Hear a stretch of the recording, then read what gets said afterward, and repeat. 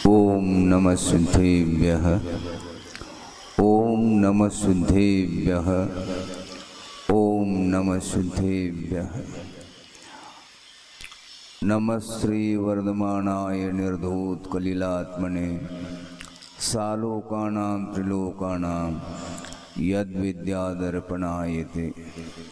अहिंसा परमो धर्म की, महावीर भगवान की। प्रातः स्मरणीय परम पूजाचार्य गुरुवर श्री विद्यासागर जी मुनि महाराज की जय।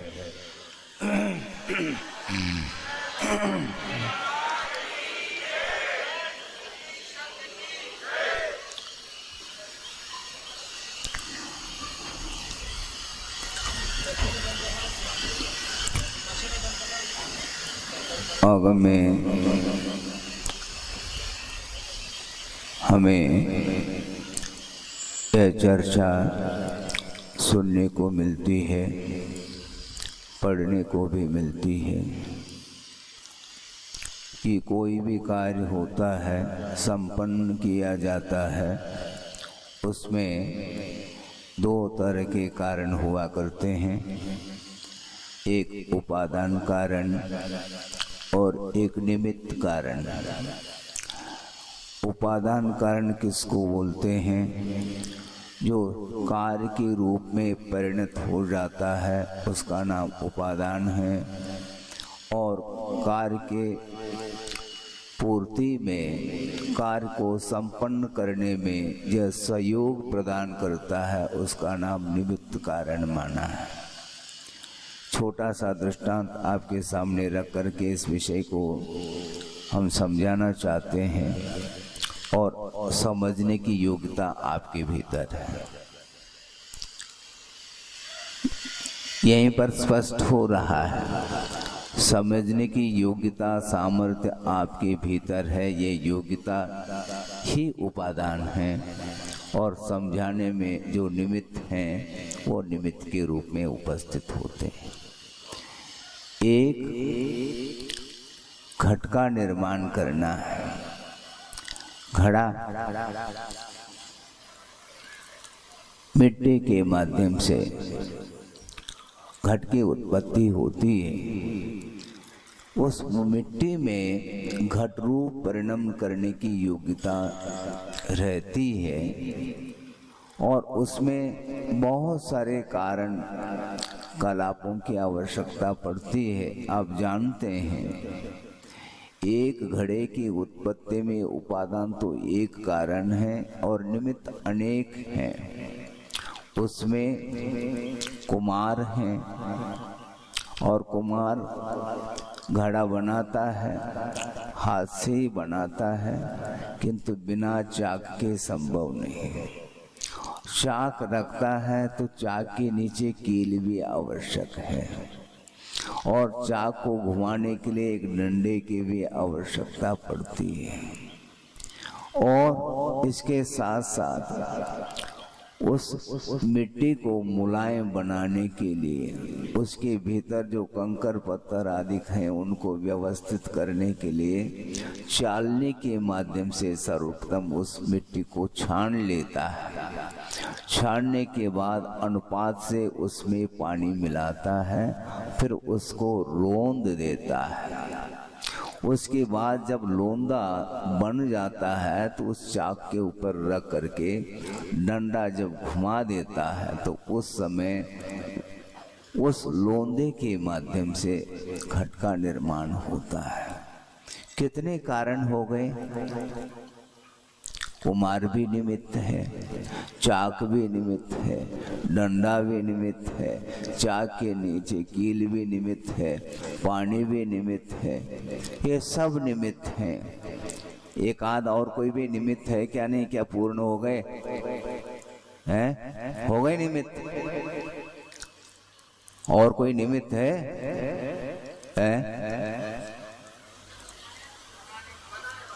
बनाने वाला तो कुम्हार खड़ा है। ये सब निमित्त होने के उपरांत भी एक और निमित्त है जिसको काल बोलते हैं। हाँ, एक समय में घट का निर्माण संभव ही नहीं है। कितना भी वह कुमार एक्सपर्ट क्यों न हो, घट की उत्पत्ति के लिए समय अपेक्षित है। किंतु हाथ पर हाथ रख करके बैठ जाए और समय ही उस घड़े को बना दे, संभव नहीं। बहुत सारे निमित्त हैं, उन निमित्तों की अपेक्षिता है और उसके साथ साथ यदि उपादान नहीं है तो भी नहीं बनेगा। बालू रेत का घड़ा बना करके दिखाओ, बन सकता है क्या? बन सकता है? किसी ने कहा कुमार के लिए कहाँ होगा, हमें बालू रेत का घड़ा बना करके आपको देना है। उन्होंने कहा अच्छी बात है, कितनी चाहिए बताओ आप? हमें 10 घड़े की आवश्यकता है, 10 घड़ों की आवश्यकता है और वो भी बालू रेत की। अच्छी बात है। दिमाग उसके पास भी था, कुमार के पास। उसने कहा कोई वादा नहीं, एक मॉडल हमें चाहिए जिसके अनुरूप हम बना करके आपको 10 क्यों 20 क्यों हम 1000 बना करके दे सकते हैं। एक हमें मॉडल चाहिए। समझ में आ गई बात आपको? वो मॉडल दे नहीं सके क्योंकि रेत का, बालू रेत का वह घड़ा बन ही नहीं सकता, तो क्योंकि उसमें योग्यता नहीं है। उसी प्रकार जीव में सम्यक दर्शन आदि प्राप्त करने की योग्यता जिसके अंदर है उसका नाम भव्य बोला है आचार्यों ने, और जिसके अंदर वह सामर्थ्य नहीं है उसको अभव्य बोला है। अभव्य कभी भी भव्य बन नहीं सकता, न भव्य अभव्य बनता है, न अभव्य भव्य बनता है, क्योंकि यह प्रकृति है। वह प्रकृति कभी भी परिवर्तित नहीं हो सकती। इसलिए रत्नत्रय को प्राप्त करने की योग्यता जिसके अंदर है वह भव्य है। तो गुरुदेव के सामने एक व्यक्ति ने जिज्ञासा रखी कि महाराज हमें बहुत दिन से ये पीड़ा है, बताओ तो सही कम से कम कौन सी पीड़ा है? कि महाराज मैं भव्य हूँ क्या अभव्य हूँ? तो गुरुदेव ने कहा तुम भव्य हो, इसलिए भव्य हो क्योंकि अभव्य को कभी पीड़ा नहीं होती।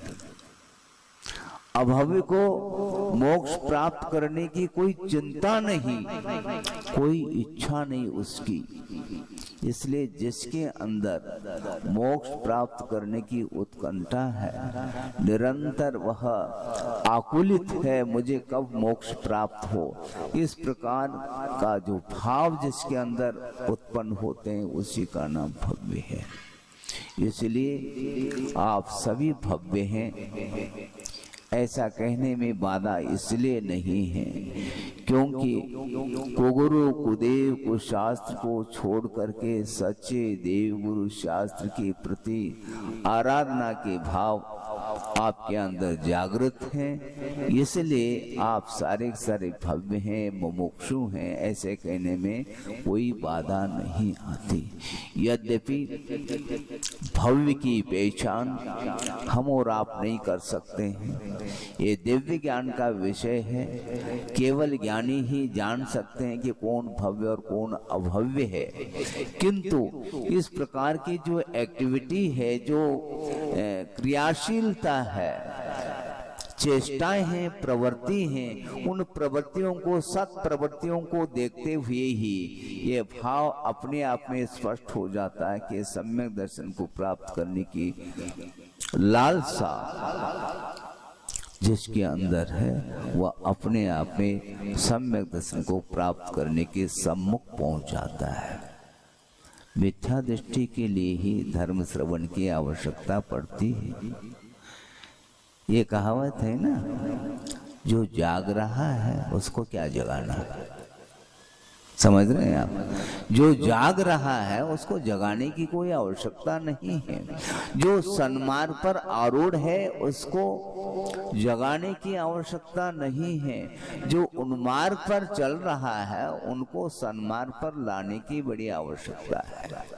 इसलिए वर्तमान में सम्यक दर्शन मान लो किसी के पास नहीं भी है, किंतु प्राप्त करने की चेष्टा उसके अंदर है, बार बार उसके भीतर के भाव जागृत हो रहे हैं। भगवान, अनंत काल से मैं दुख का अनुभव करता आया हूँ, इस दुख से छुटकारा मुझे मिले, इस प्रकार भाव को लेकर के जब आता है तो उसके प्रति आचार्य कहते हैं सारे कार्य छोड़ करके उसको सम्यक दर्शन प्राप्त कराने के लिए बार बार प्रयास करना चाहिए। और पूज्यपाद स्वामी ने भी स्पष्ट किया है कि आचार्य महाराज की एक विशेषण, बहुत महत्वपूर्ण विशेषण है कि परहित प्रतिपादन एक कार्यम आचार्य वर्यम, ऐसा कहा। दूसरे के हित का प्रतिपादन करना ही उनका प्रमुख कार्य है। हाँ, प्रमुख कार्य, सारे कार्य छोड़ करके उसमें लग जाते हैं। साधु का कार्य तो साधना करना है। साधयति इति साधु, जो निरंतर रत्नत्रय की साधना करता है, आराधना करता है, मोक्ष मार्ग पर आरूढ़ होकर के निरंतर वह अपने आत्मा में लीन होने का प्रयास करता रहता है, इसको साधु बोलते हैं। किंतु उस साधु को, श्रमण को सुचारू रूप से आचरण कराने का जो श्रेय जाता है वह आचार्य को जाता है। एक बार आचार्य महाराज ने कहा था कि श्रमण को संबोधित करते हुए उन्होंने कहा कि हे श्रमणों, तुम ध्यान रखो, आचार्य परमेष्टि स्वयं आचरण करते हैं और साधु को भी कराते हैं। और इस प्रकार की भी उनकी चर्या हो सकती है कि श्रमण सामायिक पर समय पर बैठा या क्या नहीं बैठा, इसको देखने के लिए वो जा सकते हैं। महाराज, फिर आचार्य महाराज का सामायिक का काल कोई भिन्न है क्या? वो भी तो सामायिक करते होंगे, वो तो सामायिक करेंगे, उनकी चिंता मत करो। किंतु श्रमण सामायिक कर रहा है क्या नहीं कर रहा है, इसकी चिंता उनको रहती है। प्रमाद कर सकता है शिष्य, किंतु गुरु कभी भी प्रमाद नहीं कर सकते।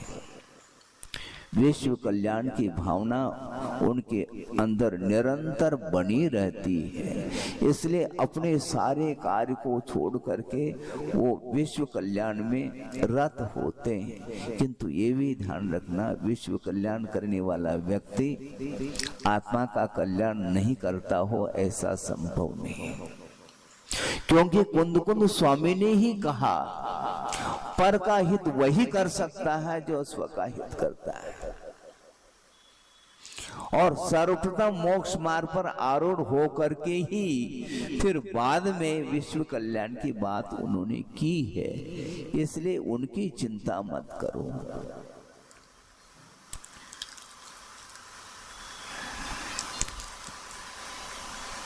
सूर्य पदार्थ को प्रकाशित करता है, करता क्या नहीं? सूर्य की किरणें धरती तक पहुंच जाती हैं और सारे पदार्थ प्रकाशित हो जाते हैं। किंतु सूर्य को प्रकाशित कौन करता है? अपने आप प्रकाशित, क्योंकि प्रकाश गुण जिसके अंदर है उसको प्रकाशित करने के लिए दूसरे प्रकाश की कोई आवश्यकता नहीं पड़ती। उसी प्रकार ज्ञान स्वपर प्रकाशी कहा, ज्ञान को स्वप्रकाशी और पर प्रकाशी कहा। जिस ज्ञान के माध्यम से आत्मा का बोध होता है, उसी ज्ञान के माध्यम से पर वस्तु का भी बोध होता है। इसलिए आचार्य परमेष्टि को प्रकाशित करने के लिए दूसरे आचार्य की आवश्यकता नहीं पड़ती। हाँ, क्योंकि वो स्वयं आचार्य बन चुके हैं। तीर्थंकर स्वयंभू हुआ करते हैं, वो किसी से दीक्षित नहीं होते। वर्तमान भाव की अपेक्षा से वो किसी को गुरु मान करके उनके चरणों में दीक्षा लेते हो, ऐसा नहीं। किंतु पूर्व भाव में जिन्होंने तीर्थंकर का समागम प्राप्त करके उनके चरण सानिध्य में षोडश कर्ण भावनाओं के माध्यम से तीर्थंकर प्रकृति का उन्होंने बंद किया था, और उसका उदय वर्तमान भाव में आना है, उसका उदय होना है। इसलिए तीर्थंकर स्वयं दीक्षित होते हैं और तपस्या करते हैं, फल स्वरूप उन्हें केवल ज्ञान उत्पन्न होता है, तो समूह चरण की रचना होती है। आदहिदं कादवम, ऐसा कहा, आत्मा का हित करना चाहिए। आदहिदम का दव्वम जम सकई परहिदम अपि का दव्वम, शक्य जितना हो उतना पर का हित भी कर लेना चाहिए। इस प्रकार कुंद कुंद स्वामी ने कहा। और एक दूसरे के प्रति यदि तुलनात्मक दृष्टि से सोचते हैं तो आदहिद परहिदादो आदहिदम सुट्टु का दव्वम कहा। आत्महित कर लेना चाहिए श्रमण को, और शक्य हो तो पर का हित भी कर लेना चाहिए। किंतु तुलनात्मक दृष्टि से जब सोचते हैं तो पर हित के अपेक्षा से आत्महित को अच्छे तरीके से कर लेना चाहिए। सुट्टु का दव्वम कहा, क्योंकि जम सकई इसलिए कहा, पर का हित हम कर तो सकते हैं किंतु उपादान की दृष्टि से हम पर का हित नहीं कर सकते। दूसरे के हित में हमारा निमित्त सहयोग प्रदान कर सकता है। आचार्य महाराज कहते हैं, मैं तुम्हारा हित कर रहा हूँ ये भूल जाओ, मैं अपना ही हित कर रहा हूँ। उस हित को देख करके यदि आपका हित हो जाता है तो अच्छी बात है। मैं आपके पीछे नहीं पड़ सकता, मैं आपके हित की भावना रख सकता हूँ, किंतु आपके पीछे मैं नहीं पड़ सकता। किंतु मैं अपने आप का हित की भावना भी करता हूँ, और मैं अपने आप के पीछे भी पड़ सकता हूँ। यानी पुरुषार्थ के माध्यम से मैं अपना हित अच्छे ढंग से कर सकता हूँ, करता हूँ। इसलिए निमित्त और उपादान में बड़ा अंतर है। निमित्त कुछ भी नहीं काम कर सकता ऐसा नहीं कहा जा रहा है, किंतु निमित्त के माध्यम से जो कार्य होता है वह उपादान यदि हो तो वह निमित्त अपना काम करता है। अभी तक अतीत में अनंत तीर्थंकर हुए हैं, उस समय आप थे क्या? नहीं, हाँ उस समय भी थे। बहुत पुरानी है, पुराने आसामी, हाँ। उस समय भी हम थे और अभी भी हैं, और भविष्य में और कितने काल तक संसार में रहेंगे इसका कोई भी ठिकाना नहीं। गुरुदेव ने कहा था एक बार कि महावीर भगवान सुबह सुबह प्रातः वेला में दिवाली के दिन उनको निर्वाण की उपलब्धि हो गई। उन्होंने ये कहा, शायद हो सकता है हम लोगों को समझाते समझाते थक गए और निकल गए वो। हाँ, हम लोगों को समझाते समझाते वो काफी परेशान हो गए और उन्होंने सोचा अब इनको ज्यादा समझाने की आवश्यकता नहीं, और भविष्य कितना लंबा चौड़ा इनका है वो तो जानते थे। इसलिए उन्होंने सोचा अभी इनका होनहार ठीक नहीं लग रहा है। उपादान जब तक जागृत नहीं होता तब तक उपदेश भी काम नहीं करता। इसलिए गुरुदेव ने ये कहा, उपदेश को बंद नहीं करना, अपना कर्तव्य निरंतर करते रहना। ऐसा नहीं कहा जा सकता कि सभा में जो द्रव्य वृत्ति बनेंगे उन्हीं के लिए मैं उपदेश दूंगा, तो एक आध बन पाते हैं क्या? सारे वृत्ति होते हैं क्या? नहीं होते हैं। किंतु नहीं भी हो तो भी उपदेश निरंतर देते चले जाओ, कर्तव्य का पालन करते चले जाओ, निश्चित रूप से उसका प्रभाव पड़ेगा।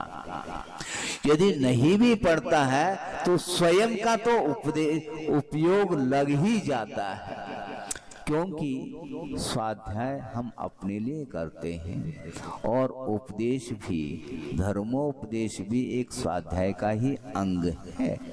वाचना, प्रचना, अनुप्रेक्षा, आमनाय और धर्मोपदेश भी एक स्वाध्याय का अंग है।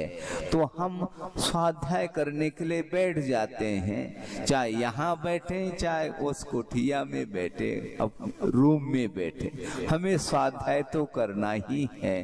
तो मेरे स्वाध्याय करते करते यदि मान लो दूसरे का भी कुछ भला होता है तो हमें आपत्ति क्या है? इसलिए बाहर आकर के यहाँ पर बैठे हैं आप लोगों के बीच में, और मैं स्वाध्याय कर रहा हूँ और आप लोग स्वाध्याय सुन रहे हैं। सुन करके यदि आपके भाव भी जागृत हो जाए तो हमें हानि थोड़ी है। आप दुकान खोलते हैं, ग्राहक यदि नहीं आता है तो आपको बेचैनी होती है, किंतु हमें कोई बेचैनी नहीं होती। चाहे ग्राहक सभा में लोग सुनने के लिए बैठे अथवा न बैठे, नहीं भी बैठे हैं तो हमारा उपयोग तो लग ही रहा है। श्रवण हमेशा अपने आप में लीन नहीं हो सकता, सामायिक में बैठ जाते हैं, ध्यान में लीन हो जाते हैं श्रवण, और एक आध घंटे के लिए सामायिक हो जाता है। उसके उपरांत निश्चित रूप से बाहर आना पड़ता है। अंतर मुहूर्त के उपरांत वह गुप्ती से बाहर आते हैं, और जब बाहर आते हैं तो उस समय शुभोपयोग के रूप में उनका समय व्यतीत होता है। इसलिए धर्म दो तरह का है, एक शुभोपयोगात्मक धर्म हुआ करता है और शुद्धोपयोगात्मक भी धर्म हुआ करता है। जब शुद्धोपयोग में लीन होते हैं तो उस समय उनकी मुद्रा अलग होती है, भगवान के समान वो बैठ जाते हैं, नासा दृष्टि रख करके बैठ जाते हैं। कौन आ रहा है कौन जा रहा है उस पर कोई भी उनका ध्यान नहीं जाता। और जब ध्यान से निवृत्त होते हैं तो निश्चित रूप से प्रवृत्ति में आते हैं। उस समय प्रवृत्ति में भी वो हमेशा ध्यान रखते हैं कि हमारी प्रवृत्ति समीचीन हो रही है क्या नहीं हो रही है। आगम के अनुरूप ही प्रवृत्ति करते रहते हैं। उस समय मुमुक्षु भव्य जीव यदि आ जाता है तो उसके लिए भी आगम का आधार लेकर के संसार से ऊपर उठाने के लिए वो हित का उपदेश देते रहते हैं। तो मैं शुरुआत यहाँ से, प्रारंभ यहाँ से किया था कि उपादान और निमित्त के माध्यम से ही कार्य संपादित होता है। तो ऐसी स्थिति में हमें जागृत होना चाहिए।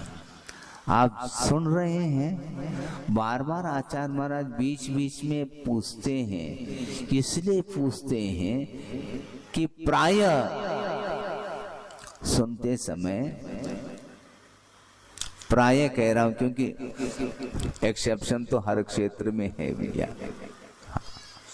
महाराज जब आप उपदेश देने के लिए बैठ जाते हैं तो समय नींद आती है, इसलिए तो मैं पूछ रहा हूं कि आप सुन रहे हैं क्या नहीं सुन रहे हैं। प्राय सुनते समय उपदेश जब प्रारंभ हो जाता है महाराज, उस समय पता नहीं कहां से नींद आ जाती है। अच्छी बात है। तो गुरुदेव ने कहा बहुत आपकी नींद जो है ना, आपकी निद्रा बहुत श्यानी है। उपदेश देते समय तो नींद आती है, निद्रा आती है। उन्होंने कहा भले वो मनोरंजन का विषय क्यों ना हो, उन्होंने ये कहा कभी आपको समझ रहे, दुकान में सुबह से लेकर के दुकान चलती है शाम तक, और दुकान बंद करके जब अंदर आप बंडल गिनते रहते हैं नोट के, उस समय नींद कभी झपकी आई है आपको? नहीं आती है ना, प्रशिक्षित है वो निद्रा। जिस क्षेत्र में जिसकी रुचि है, लगन है, वह उसमें पूरी तरह से प्रयत्न कर लेता है, पूरा प्रयास करता है, उसमें उसको नींद नहीं सताती, न भूख लगती है, न प्यास लगती है, न निद्रा आती है, न कुछ होता। अपने अपने क्षेत्र में सबकी रुचि रहती है। धार्मिक क्षेत्र में रुचि को जागृत कराने की आवश्यकता पड़ती।